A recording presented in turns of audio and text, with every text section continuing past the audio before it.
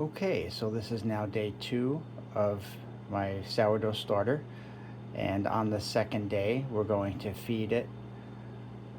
If you recall, yesterday we started with 1 tablespoon of flour and 1 tablespoon of water. We're going to continue with that, equal amounts.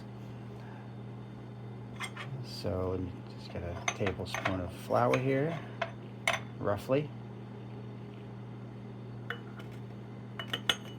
and a tablespoon of water.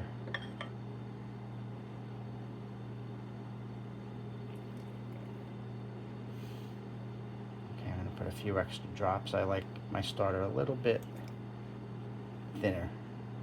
Okay, so just mix it around until it's fully mixed. We're going to do the same thing as yesterday. Just lightly put the cover on, leave it on the counter, and tomorrow morning we'll do the same thing again.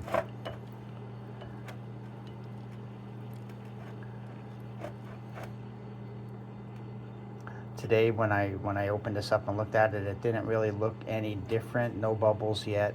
It does take some time. This is only the second day. So we'll do this again tomorrow morning. Alrighty, see you then.